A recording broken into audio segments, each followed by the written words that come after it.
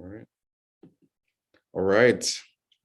Wait, I think it's starting now. It always takes a few seconds to let's It just says say. it's live now, so hopefully Okay, that's working. perfect.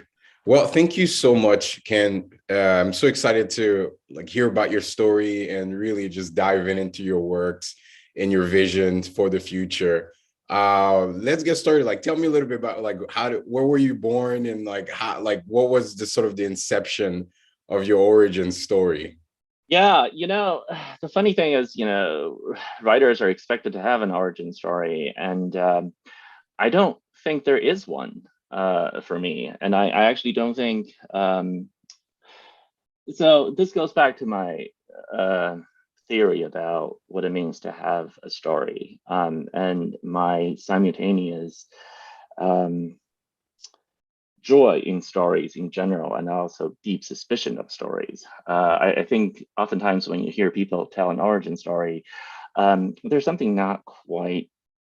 All stories are, in some sense, lies, right? Because all stories are crafted in some sense, and they leave things out, and they emphasize other things, and they try to shape the listener in a particular direction. And in some ways, I think humans are very unique because they can't understand the universe without stories. We don't really understand the universe through data or evidence.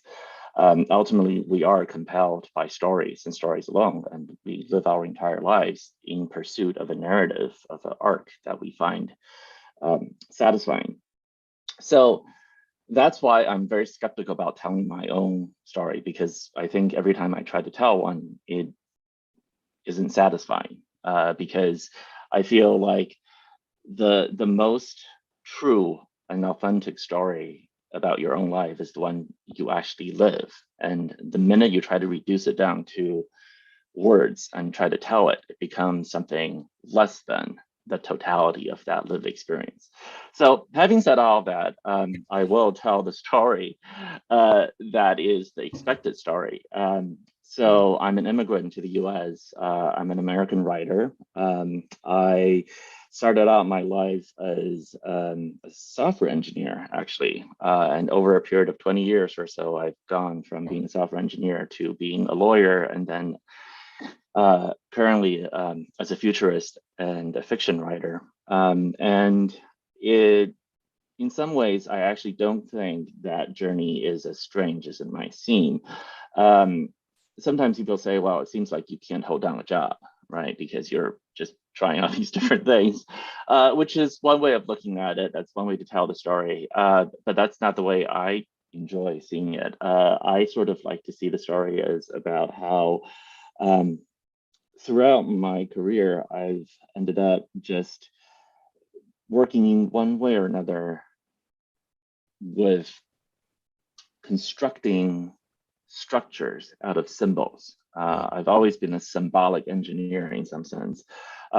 When I was a software engineer, I was constructing these symbols and building structures for machines to interpret. Later on, when I was a lawyer, I was constructing these artifacts for lawyers and judges to interpret. And now I construct these things for everybody, for anybody who wishes to enjoy a story to interpret. And it the experience is drastically different from one profession to the next, but there are also commonalities. I mean, in terms of differences, when you're writing for a machine, you're really trying to achieve that narrowest of interpretive possibilities. You're trying to come to absolute agreement on what every symbol means and what the totality of the symbols means. And it's kind of it's something that's only possible really between machines and machines, or humans and machines, not between people, honestly. Computer languages work nothing like human languages, and that requirement to achieve absolute precision between the mind of the programmer and the machine that's interpreting the string of symbols, that is just not possible in the human world.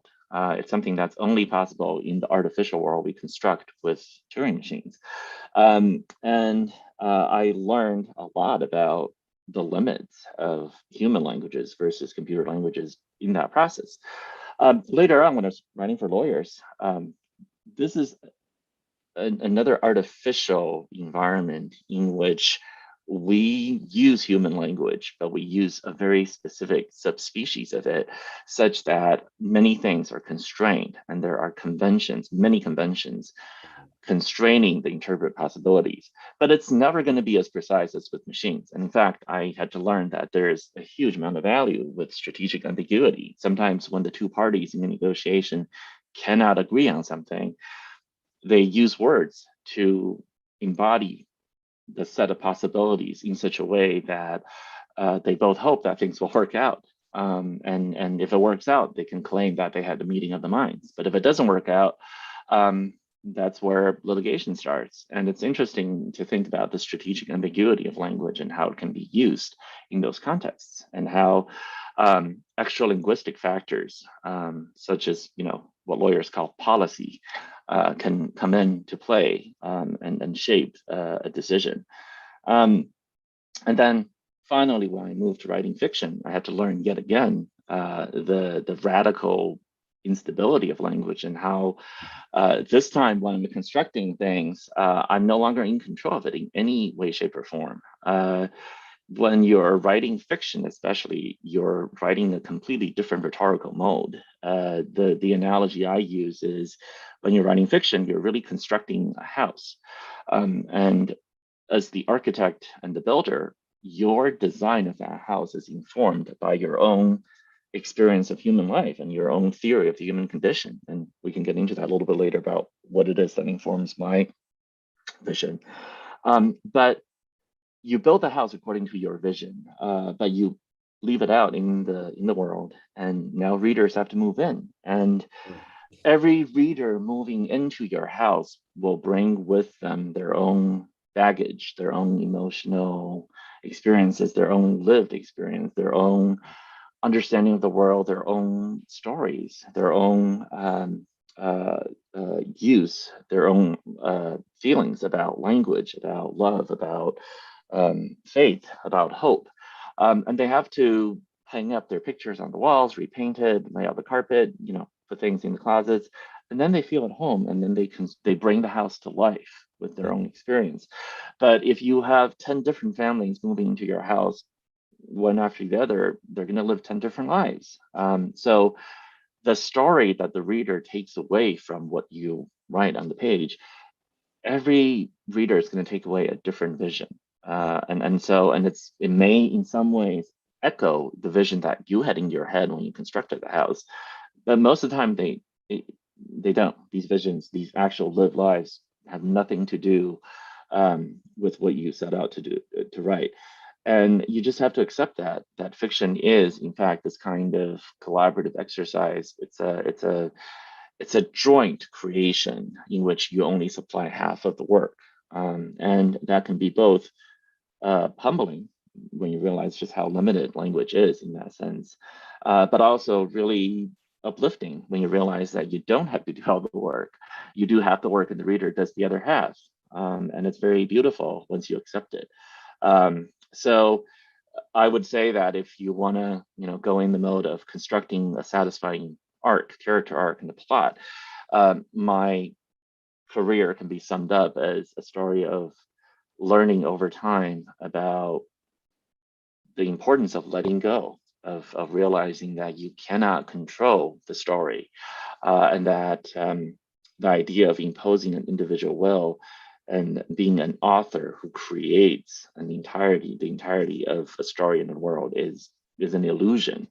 You have to accept that you cannot do it, and readers will have to do half the work, and everything you create will be taken away from you, and everything you make will be remade by someone else, that you are never in control. It's a radical vision, but it is one that I've come to accept as the human condition, and something that all creators ultimately have to accept in order to succeed. This is absolutely amazing and epic. That's such a powerful way. There's so much stuff to unpack and respond to. Like, I think you're so right in terms of the symbols. I always like the way that I see the world. I've never claimed myself as a futurist, but I feel like it will happen one day. But I do lean towards the future And I feel like when I look at the future, I always look at the symbolic structures of humanity. It's like we're born into this world and we have like there's like a million words in the English language, and apparently that's enough to provide us like a way of us to Yep. feel the deepest of emotion. So I totally agree in terms of the symbols, and I feel that fiction can play a role in, or maybe I would love to even hear your thoughts in terms of like, do you feel that in constructing this house, do you have the intention of like, do you do it to evolve or to even change or transform? It's almost like the social art as social practice is like, how can you make art something that engages society in a profound way that kind of uplifts people's imagination? Like, do you feel in your type and your craft that you do in your sci-fi and your futurism, do you have that intention, or is it more so like, I'm going to write the story that like rises for me, and then once I release it, it's no longer my own? And which I think you kind of insinuated a little bit. Yeah, I think my view on that is somewhat less grandiose than the Romantic poets, who would claim things like poets are the unacknowledged legislators of the world, which is this idea that art can have this great transformative effect on the world. Um, I'm not going to say that that's somehow not true. I think in some ways of reading the world, that vision can be true. It's not a vision that really motivates me, and it's not particularly interesting to me. I think that kind of grandiose claim plays a little bit into my whole theory about how the model of authorship, the idea of the creator being honored only for setting out the entirety of the world. It's the author's world, and we're only here to play in it. I don't think that vision is accurate, and I don't think that vision ever really works. Any great work of art, its greatness is in fact directly proportional to its interpretive possibility and openness. So the greater a piece of work it is, the more susceptible it is to quote unquote misreadings, meaning that readers will be able to take away from its stories that were never intended by the creator. I actually think that's true. I actually think that the more open and the more ambivalent and the more internally contradictory and the more suitable for many different visions a story is, the greater it is. But putting that all aside, let me go back to your question in a more direct way. I have this theory about the relationship between stories and identity and how we end up living the life we do, which is this. I think deep down, we're actually all made of stories. So as I mentioned earlier, I don't think we're a species particularly motivated or compelled by data or evidence. We're just not. I mean, anybody who thinks contrary-wise can just look at the way our politics functions and sort of realize that's the case. You Yeah. don't actually vote for anybody because of the data they present or the evidence. It's just not. Nobody does that. You're motivated primarily by the stories they represent to you and whether you can find yourself a place in that story, both for good and bad. When I point out that people are motivated by stories, sometimes people think that this is a very pessimistic view of human life. I don't think it is. I think it's actually very hopeful. For stories, we start rebellions. For stories, we start revolutions. For stories, we die. For stories, we live. Anything worth valuing in your life, it fundamentally is based on a story. That's how it is. What is a constitution? Nothing more than a shared story we all agree on. But just to take our personal experiences as an example, right? So I'm going to ask you and all viewers to imagine and think about some word, some value that's deeply important to them, that they think is key to their being, whether it's faith, whether it's hope, whether it's courage, love, what have you. Think about some word like that that's important to you. And think really hard about what it means to you. What are the images that come to mind? What are the things you lean on when you have doubts? What are the images, ideas, quotes, whatever that you hold on to whenever people question you about these values? What I find is that for most people, maybe even all people, when you really, really dig down deep into it, it is some story from their life that becomes the defining moment for that word. So I'll use myself as an example. I think about the word love. Love is very important to me, and I've studied love in a multiplicity of settings about the diverse ways that different languages represented, the different words we have for it.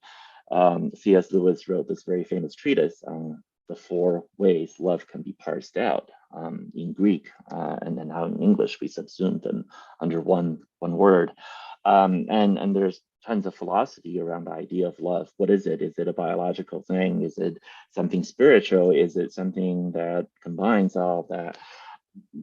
None of that actually matters. What really matters to me fundamentally is this memory I have when I was a child and I was doing my homework, and it's very cold, and my grandmother was sitting next to me knitting a sweater for me, and it's really, really cold. I remember it very distinctly, and I remember my grandmother, she had very advanced arthritis, so her joints were very swollen, and I can see that she was manipulating those needles with great difficulty. And so I asked her, Grandma, does it hurt when you do that? And she says, yeah, it does.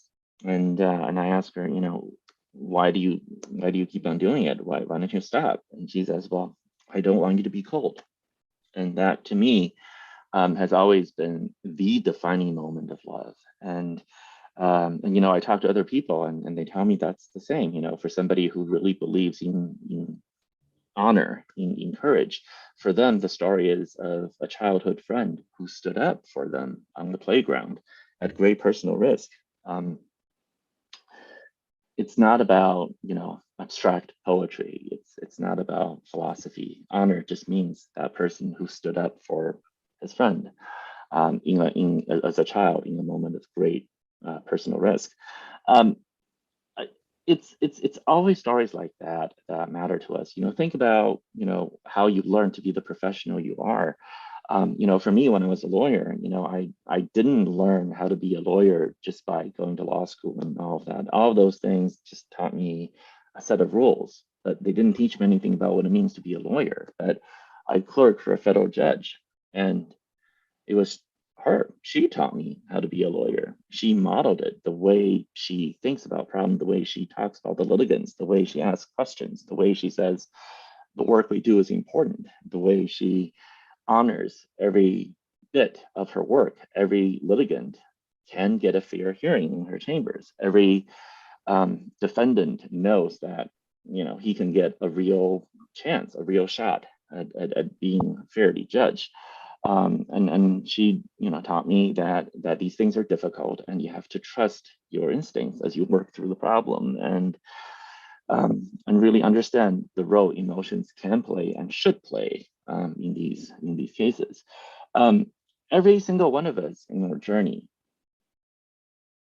has stories like that, where it's some story that defines for us, some experience that defines for us how something really ought to be done. It's not abstractions that matter. Abstract words like love, courage, hope, um, all identity words, they have no meaning until stories fill them in, and then you model yourself after those stories you admire. And I think that all of us actually live our lives like those epic fantasy heroes of old. We're born like Enkidu or Adam. We are naked, helpless, completely devoid of understanding. And then our parents and caretakers come to us as though they were gods, and they give us our first mythologies, first stories, the names of the first objects.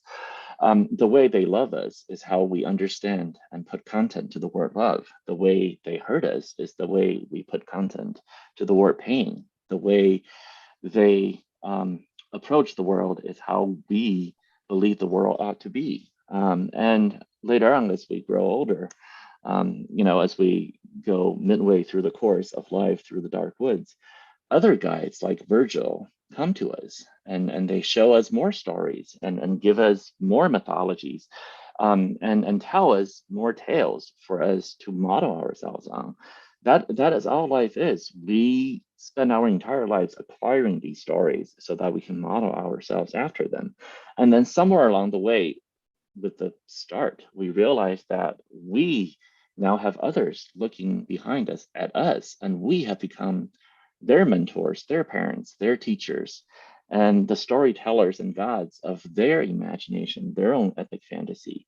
We now are living the stories and modeling for them what courage is, what honor is, what faith is, what hope is, and what love is.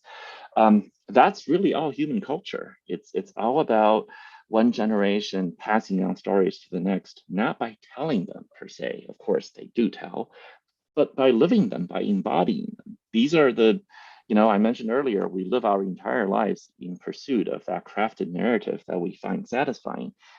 That story that we live is the story that those who come after us read.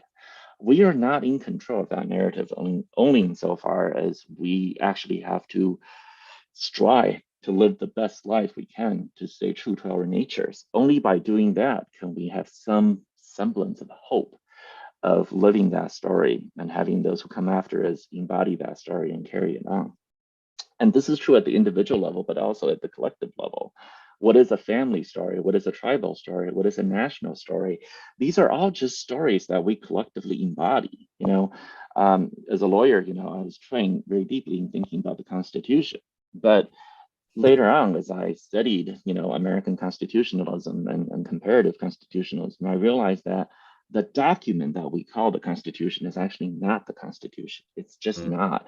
It's nothing more than a formal set of words embodying the unwritten epic fantasy that every nation pursues. The American story is the Constitution, not that piece of paper.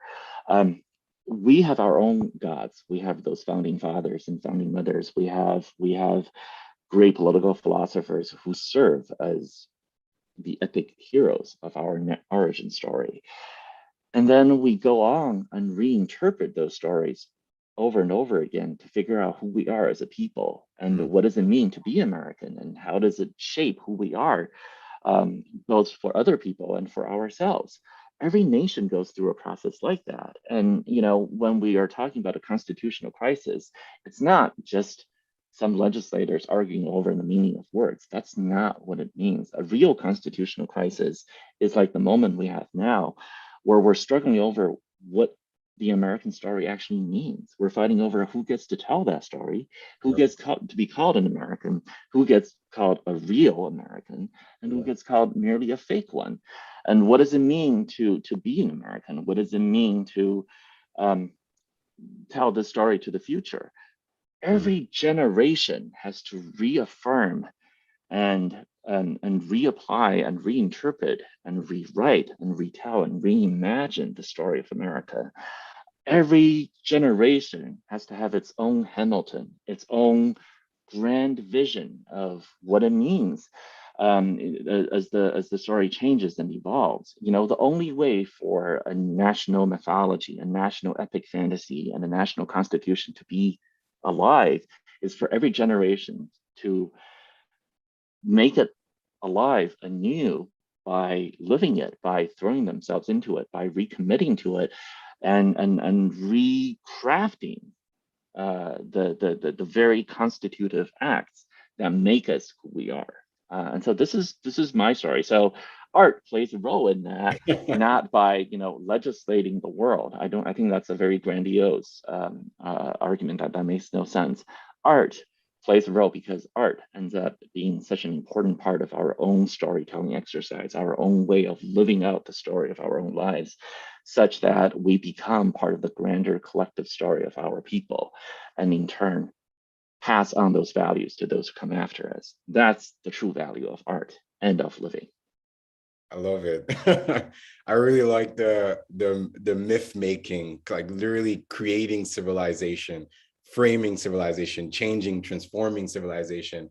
I'd love to shift gears a little bit, but not necessarily a 360 gear. It's around like your as a science fiction and fantasy writer, like when you first got started, when you were working in the Grace of Kings, or for example, like how is your vision as a writer and your sort of, because I feel like sometimes you have this sort of, or the mythologies that we live in, we're sometimes not given permission to engage them in a profound way.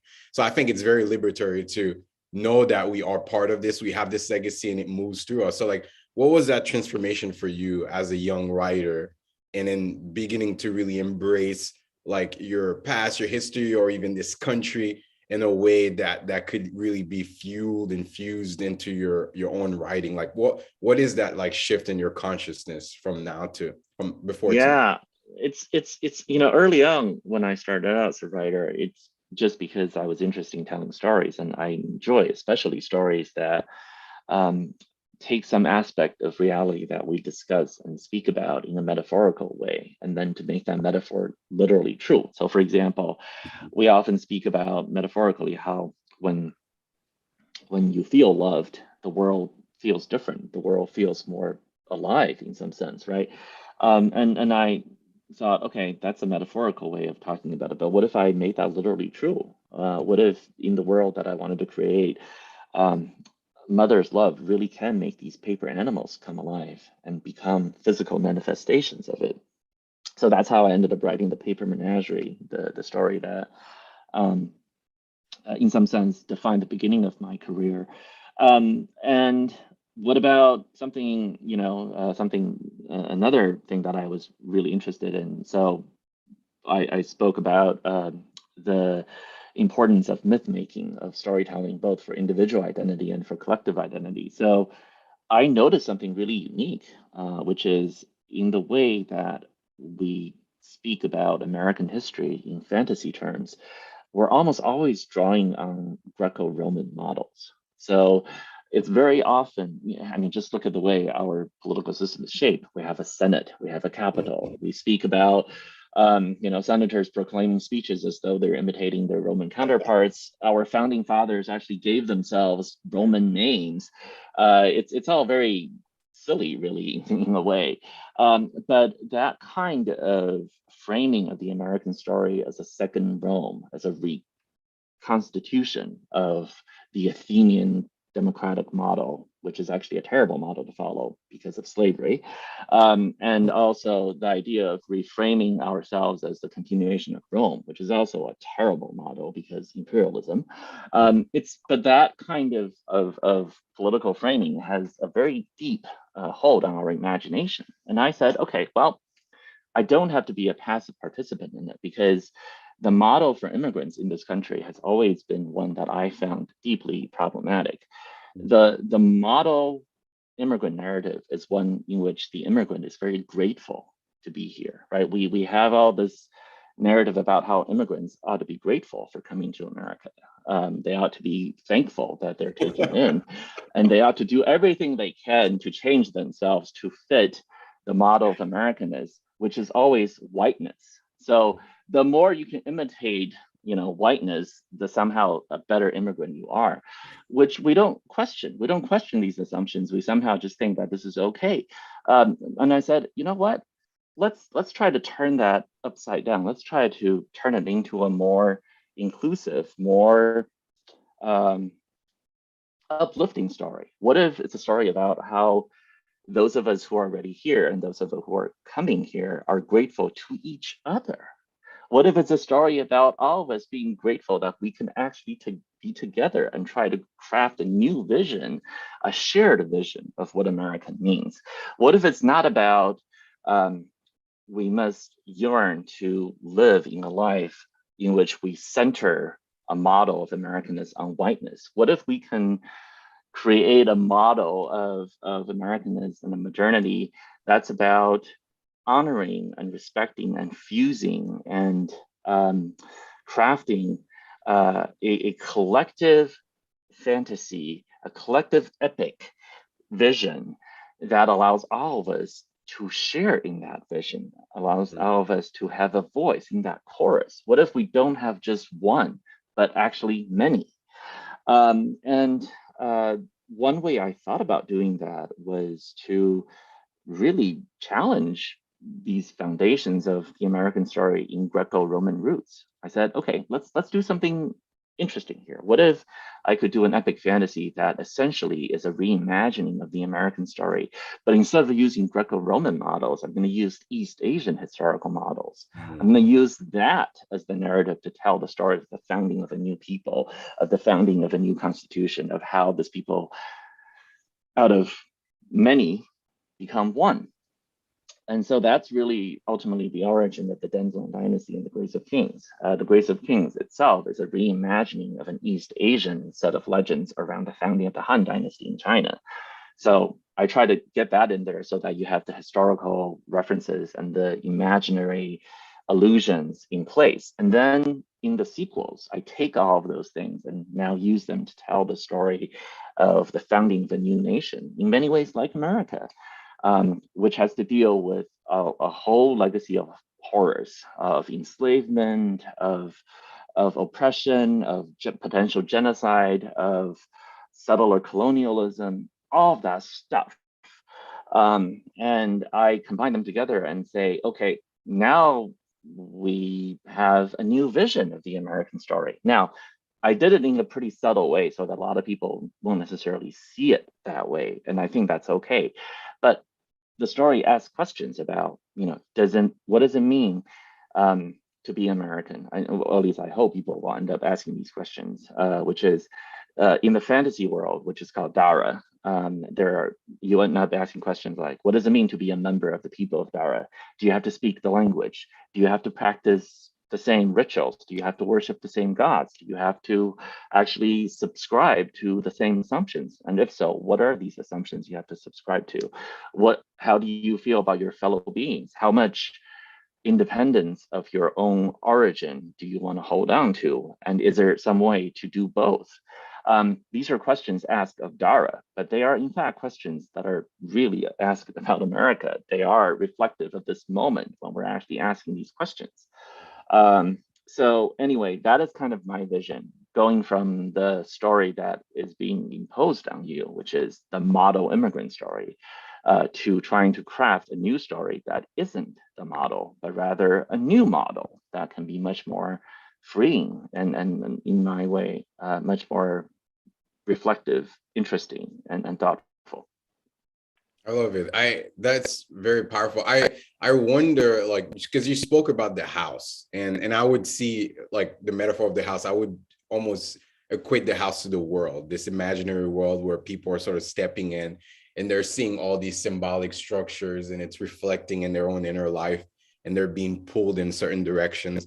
So like, Yes. I wonder, like, how was that process for you in crafting the world, in the research? And like, what does that even like look like? What is because I think there's good world building and there's also like subtle world building. Like, what was that process for Yeah. you? And what do you believe the role of world building has to play in sort of like that, the backbone or the soul of the house as people Yeah. come in? So again, I go back to the whole idea of storytelling, right? So I think the best way to think about world building is actually what is the potential for storytelling in that world. A well-built world has the possibility for many stories within it, rather than just one. And the degree to which a work is open, welcoming, and open to interpretation is directly related to how appealing it is. I think, to build a world that feels true in some sense, true is a loaded word, but I'm going to use it because I think there are worlds, imagine worlds that are true, and imagine worlds that feel flat and not true. To build a true world, it has to have what I call a sense of allowing multiple viewpoints and multiple interpretations. It has to be open to that. And my training as a lawyer actually ends up being super helpful in that regard, because I was trained as a lawyer. One of the things that they drill into you over and over again in practice and also in law school is that you need to have the ability to make the best arguments for your opponents. If you cannot do that, you will not be able to craft your own arguments to the same or better degree. You have to be able to, quote unquote, empathize with your opponent. If you cannot do that and make their arguments as well as they could, you will never be able to achieve your own goals for your own client. And I've really taken that to heart. And so in my own stories, I think one feature that really does stand out is the degree to which I am able to make arguments that I disagree with in a compelling manner. And so my stories will be filled with these opposing viewpoints and internal contradictions in such a way that even people who absolutely disagree with me politically can find homes in the story for themselves. Now, whether they will ultimately go through the story and realize the errors of their ways, if you will, is an open question and not something that I could actually necessarily control. I just can't. I think for fiction to work, you just cannot go in there with that persuasive model. It just doesn't work that way.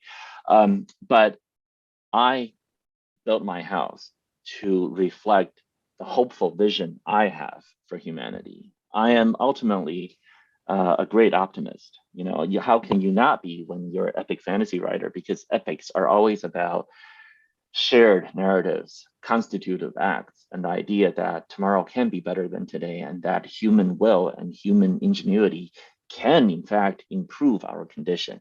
If I don't believe that, I wouldn't be working the genre that I do. And because I'm ultimately a hopeful person, I do think that my stories are reflective of my hopeful vision, which is identity is not toxically individualistic. Identity is deeply empathetically collective. And we are defined not by our separateness and aloneness, but by the positions and the relationships that we hold in each other's hearts. And because I hold to these visions and I built my stories that way, hopefully readers who come through it will either find their own home within it, or at least reflect on their own vision and see perhaps this vision has some appeal to them. And that's really all I can do. And that's what I, what I do in world building. I try the best I can to imagine and empathize with positions that are contrary to the vision that I have, and try to make the best arguments for them that I can. And in that way, the worlds I build are full of internal contradictions and complexities. And I think that makes them true. Because reality is messy and we contain multitudes. Totally. And to go back to something you said earlier on, I think as an immigrant myself moving to the US, it's like, you're absolutely right. There is one motto. It's like you have to fit into a certain level of whiteness. And I felt like the more I try to fit into that whiteness and like smile at the world, it's almost I was literally just being erased. Like it's almost as if it was like a erasure of my own like essence. So I almost feel like as a world builder or as someone that like loves to do the world building aspect, it's almost as if I came into a world. I didn't necessarily realize like the Greco-Roman thing initially, but it's almost as if like the countries and the worlds and this global world that we're going through is almost, it is a constructed world, and you start to look everywhere, you're like, wow, this can be better, people can feel more, okay, there's trauma here, there needs to be healing here. So I think I definitely lean more into the sort of which where we might differ, but I tend to lean more into like, how can my art play a role to like shape people? I wonder, I would love to hear your thoughts on it, because I feel like a lot of my philosophies have been sort of changing really rapidly, and I feel like in terms of our world, I think we're going through a world society. And I think a lot of sci-fi has sort of predicted this, where it's like humanity is going to be like a one unified species. And we can't lean on utopias for that, because we know it's messy, it's paradoxical, and there's frame and pain. So I wonder, like, in terms of like your visions and your craft, like, where do you see like the human species? Is this a vision that we should strive for, this sort of collectiveness of humanity and this world society that we're I feel like we're headed towards, because technology is just like disintegrating all sorts of borders and boundaries, and I think we're just seeing like this whiplash between people who want to hold on to those myths that are necessary but not necessarily are the best in terms of like diversity and mindset. So I would love to hear like what are the tensions and approaches that you, as a futurist and also as a writer and engaging this? Do you engage this sort of world vision of like, okay, humanity, maybe we're going to be a spacefaring creature at some point, and how do we facilitate like the mythology? And is this even helpful, or are we just like turning around and just like we don't really know what the heck we're doing? I this is such a great question, and these are questions that I think all of us need to struggle with and think about, because the way we want to tell our own story ultimately becomes our lived reality, and it will inspire those who come after. So, to the extent art can change the world at all, it's in that. It's in the way that art can change our own narrative, and the way those who come after us read our life stories. To your point, I see the biggest risk to our future as concentration of power. And this is shown on many levels. One of the consequences of technological advancement is just the great amplification of the amount of power an individual can exert on the world, both for good and for ill. And as a result of that, there's a huge amount of concentration of power. I mean, for example, the way global opinion can be shaped by a few social media platforms is deeply dangerous. Um, and I use dangerous in a sort of neutral sense because it's dangerous both to those in power and also to those who are marginalized. It's both. It's dangerous to those in power because now these platforms can in fact enable very decentralized mass movements of protest. That's great. But at the same time, it's also dangerous to those who are marginalized because it provides a central point of failure. If you can control Facebook, you can shape opinion in a way that is impossible to the greatest tyrant in world history. We are now able to convince people that they're not being subjected to propaganda simply by making propaganda feel organic. Astroturfing and that kind of opinion manipulation and the accusation that the other side is engaging in astroturfing, that has become, a regular part of our political discourse. And in fact, being a troll and acting as a troll is now a viable political strategy. Somebody like J.D. Vance is simply going to full troll mode. And he's, of course, imitating his great hero, who was a troll who became the president. So this kind of trolling as part of our political discourse and is the heart of our political identity is something that is becoming more and more dangerous. And trolling only works when you have a sufficient amount of concentration of attention for it to pay off like that. Bottom line, I think concentration of power, of attention, of wealth, of military strength, of force, these are all terribly dangerous things. The more they're concentrated, the more potential catastrophes can occur to the world. We are, at great risk of actual global thermonuclear war, not to mention all the other slower acting crises that we have to deal with. So what is the hopeful vision for the future? Well, I actually think that the hopeful vision of the future is a global society that's radically localized and truly diverse. So I'll explain to you what I mean. A lot of times we think that the way to fix problems is to concentrate power, whether it's at the federal government level or at the UN level or something. If we can concentrate power at a higher level and get a hold of that higher level, then we can dictate how things ought to be. That is a terrible, terrible idea. When you do that, you're giving tools to your enemies to do the exact same thing to you. So centralization and concentration power are terrible ideas. The things that do inspire me and give me hope are models of democracy from the days of early America, when power was radically localized and decentralized. And, Washington, D.C. was just a distant government of limited powers, truly limited powers, when the Commerce Clause wasn't interpreted to mean it encompasses everything, when Congress made no law, and that actually meant Congress made no law, you actually would be in control of your own city government, your town meeting, and you would be able to control your own destiny. I think in this technologically connected age, the way we truly achieve uh, uh, uh, uh, as close to a utopian society as possible is to radically decentralize power and to reconceive what it means to have local, quote, communities.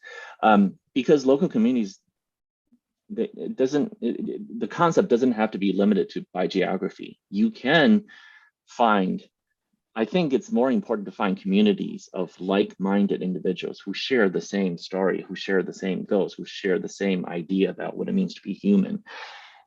If you belong to a marginalized identity and you fear finding enough like-minded individuals in your local community, then technology allows you to reach out across the globe to find those others who belong to your tribe of spirit.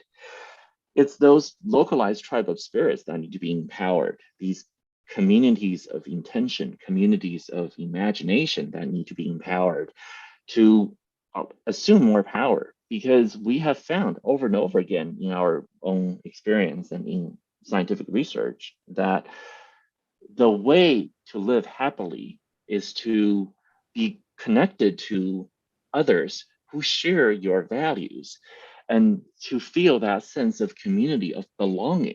Okay, it's not to be forced into some collective great concentrated power in which you're told to conform to some grander vision that you don't agree.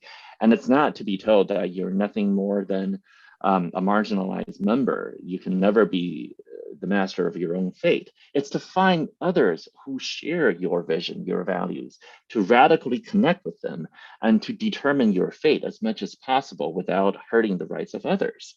That's the way to go. So if we can make a vision true in which we allow these radical, decentralized, distributed communities of intention to form and to assume power and to be able to control their own lives, and to shape their own lives, and to reject the vision of concentration, of living in densely packed cities, of getting everywhere by car, of trying to worship growth and GDP as the only goal worth striving for. If we can get away from all of that and just go to a vision where communities of intention are localized, are distributed, are able to pursue their own goals, their own models, that is the only way for this to work. We have a global society in which the norm is radical decentralization, localization, and community, true community, communities of a human scaled nature that you can actually grasp, not pseudo communities of millions or billions of people. Yeah, that's very powerful vision. I feel like the things that kept popping in for me was almost as if it's like I guess this is more going more into dystopia lens, and this might be the last question before the wrap up. But I'll like it almost seems like technology is almost like you alluded to that a little bit, but it's almost as decentralized truth. So all of these mythologies are almost as if it's like every single person has access to different types of truth, and it almost radicalizes dogma where it turns into tribalism. So like how do we how do we react to this sort of tale of two nations? It's like I go in my social media and I'm like, wow, the world is okay, the world's crazy, but like everyone is like liberal maybe in my Facebook account or on my Twitter, and I'm seeing this sort of like this level of truth. And then another person might be seeing a different level of truth and might be living in a completely different world, but like times a million. It's like there's pockets of people who believe different histories, different futures, different happenings.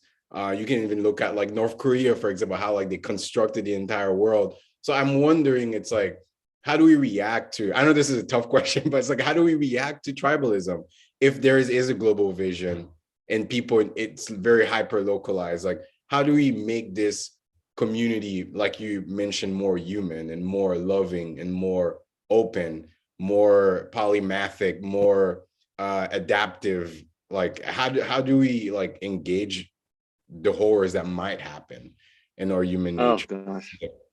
Yeah, you're right. I mean, when I talk about hopeful visions, these are hopeful visions, but the reality is there's a lot of despairing visions that play on the same forces that I mentioned. So, the idea of technology enabling individuals to find communities of intention also enables exactly what you're talking about, communities of intention of the sort that's deeply authoritarian and ethno-nationalistic and so on and so forth. They are also communities of intention, if you want to talk about it.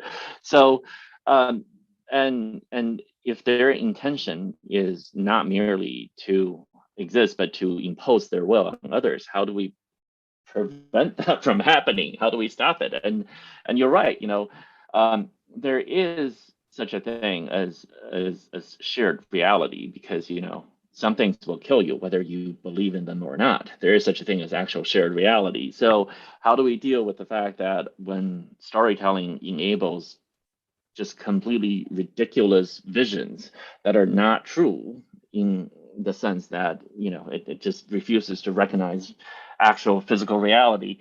How do you deal with those storytelling exercises that are so deeply harmful?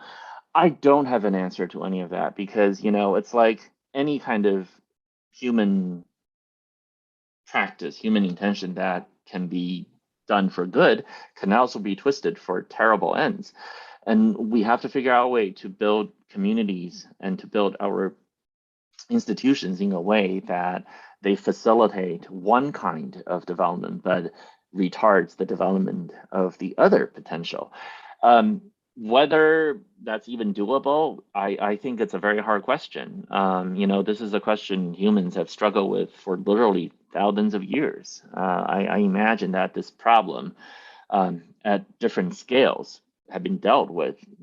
We know for a fact that it was dealt with in the time of Thucydides, it was dealt with in the time of Herodotus, it was dealt with in the time of writers whose writings have not really been fully intelligible to us, but we can, based on the artifacts left behind, imagine that similar problems plague them. Um, it's this is part of human nature. The very things that drive us to connect with others, to uh, to subsume our identity to the collective connectedness, the drive to create, to share stories, to distinguish ourselves from others. These are the same forces that build to positive outcomes as well as negative ones. The tribalism you're talking about is just another name for this communitarian spirit. They are just sort of two faces of the same coin. How do we allow one or foster one without the other? That is such a hard question and the greatest challenge of our time. I feel like, though, oftentimes when we're trying to solve these problems, right now, our instinct is to always yearn for centralization, for imposing some sort of safeguard at the highest level. My instinct is that vision is flawed and deeply dangerous. I do not believe concentrating power is ever a good idea. This may have to do with my philosophical bent, but I really do believe that concentrating power um, and trying to put in a few points of failure where we can regulate things is a bad idea. Um, we have to figure out other ways, other techniques that we individuals or self-organizing collectives of individuals can put into practice. And there are, some sort of hopeful visions I can see too. I mean, for example, social media is often blamed for the horrible ways that it can be used to spread terrible conspiracy theories and to bully people. But we've also seen instances where spontaneous quote unquote mobs of social media users have come to the rescue of those who were bullied and who have been able to throwing unicorn pictures and whatnot to completely diffuse the trolls who are trying to take over. If you belong to a lot of online communities, I'm sure you've seen instances where users spontaneously organize and do good. And it's very hopeful. And I think we need to figure out and keep on thinking about how do we foster that kind of deeply human instinct to do good. How do we harness that and allow all of us to fight back against those who would prefer to troll and to destroy and to tear down? Because I still ultimately believe that more of us are interested in building than tearing down. And it is possible for more of us to do that and to tilt the needle in the direction we want. Absolutely. Yeah, it is a tough question. I'm sorry if I asked it, but yeah, I think and I think it's something you said earlier too, around this idea of like nourishing, like how the more stories we have inside ourselves, the more human like we become. And I do Mm-hmm. feel like it's almost as if it's like when it's almost as if I see tribalism as almost as if it's like you're kind of stuck in one season and one story, and it's kind of like they all encompassing, but it's like it's almost as if it's like, how can you have a base where people can start to welcome as many stories as possible, and then they see the like just greater like visions of creation and all of its potential manifestation.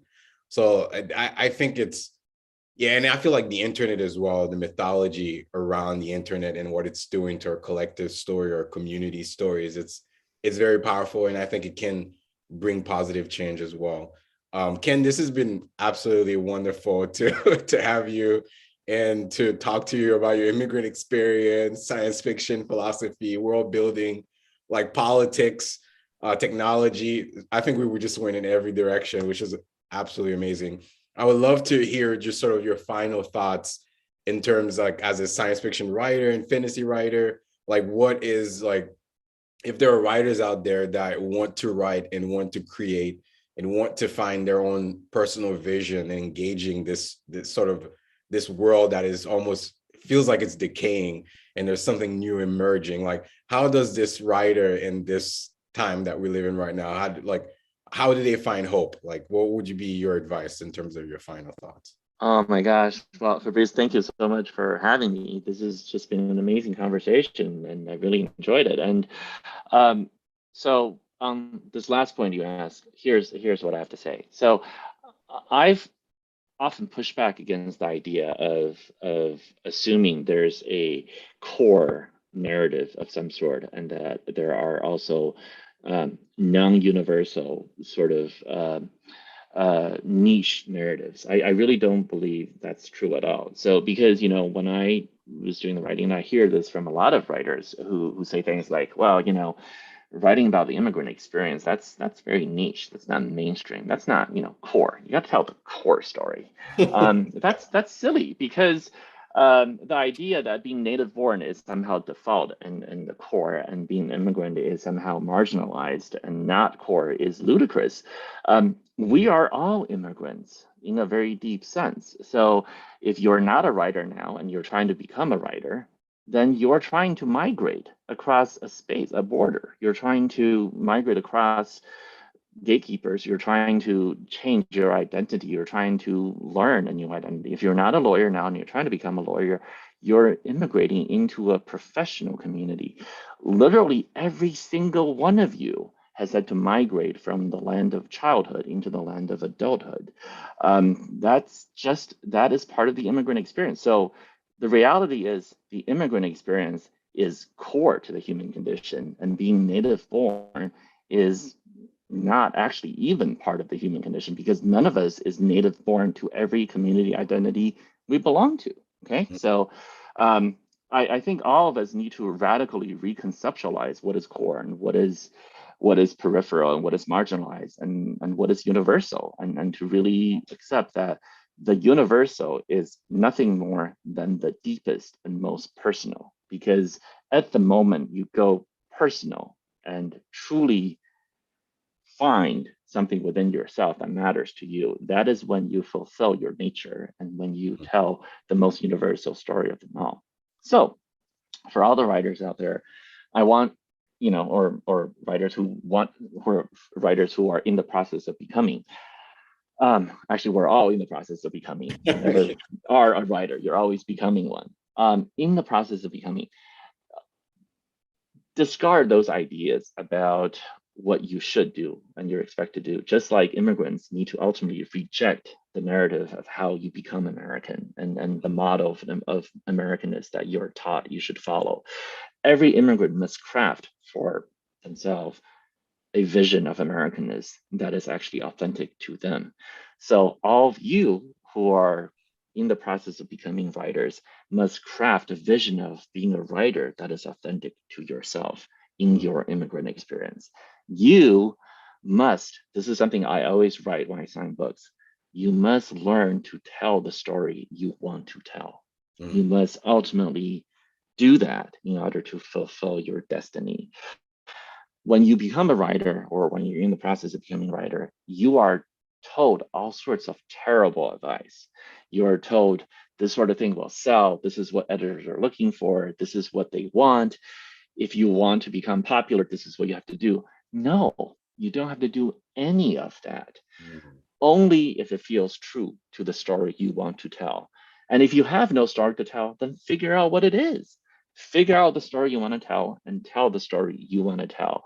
And it has to be truly, truly the story that makes sense to you, that fulfills your destiny, that is part of your own epic journey, because you are the hero of your own epic fantasy.